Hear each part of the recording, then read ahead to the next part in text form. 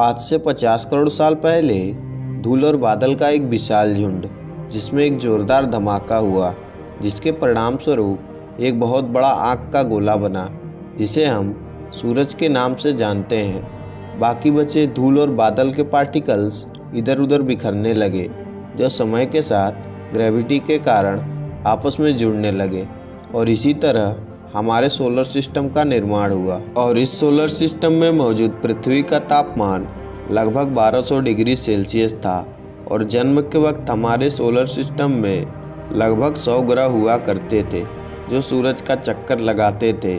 लेकिन समय के साथ काफ़ी ग्रह नष्ट होते गए, उनमें से कुछ एक साथ टकराकर आपस में जुड़ गए, और उन्हीं ग्रहों में से एक पृथ्वी भी थी। गर्म होने के बावजूद ग्रेविटेशनल फोर्स के कारण भारी सब्सटेंस जैसे आयरन, कॉपर पृथ्वी के सेंटर में जमा होने लगा, और पृथ्वी का बाहरी हिस्सा ठंडा होने लगा।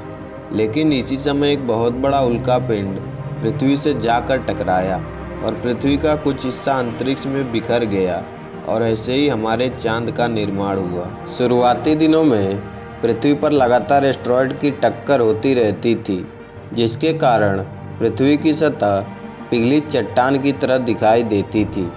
समय के साथ एस्टेरॉयड का गिरना थोड़ा कम होता गया, और पृथ्वी का सरफेस ठंडा होकर ठोस रूप धारण करने लगी।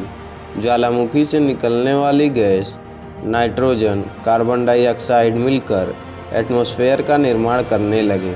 एटमॉस्फेयर में मौजूद वाटर वेपर धीरे धीरे बादल बनने लगे, और धीरे धीरे बहुत तेज़ बारिश होने लगी। करोड़ों साल तक हुई तेज़ बारिश की वजह से पृथ्वी पूरी तरह पानी से भर गई, और इसी तरह पृथ्वी में महासागरों का जन्म हुआ।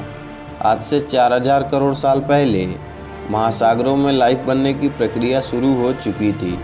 पानी में मौजूद कार्बन, नाइट्रोजन और हाइड्रोजन मिलकर एमिनो एसिड का निर्माण करने लगे। आज से 3500 करोड़ साल पहले शैवाल जैसे पौधों का जन्म हो चुका था।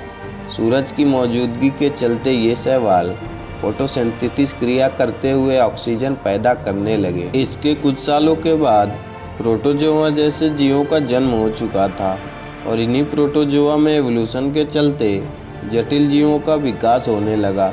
आज से 40 करोड़ साल पहले शार्क जैसे मरीन लाइफ का विकास हो चुका था, और देखते देखते समुद्र के कुछ प्राणी धीरे धीरे जमीन पर अपना कदम रखने लगे, और इसी तरह उभयचर बन गए, और समय बीतता गया। फिर देखते देखते जुरासिक पीरियड यानी डायनासोर का समय आ चुका था। लेकिन विशाल एस्टेरॉयड के पृथ्वी के टकराने की वजह से डायनासोर विलुप्त हो गए। डायनासोर के विलुप्त होने के बाद धरती पर मैमल का एवोल्यूशन होने लगा। धीरे धीरे ये मैमल बंदरों में बदल गए। फिर लाखों साल के बाद ये बंदर इंसानों में बदलने लगे। फिर इसके बाद होमो सेपियंस का आगमन हुआ। रिसर्चर्स के अनुसार होमो सेपियंस का जन्म आज से 2 लाख साल पहले अफ्रीका में हुआ था।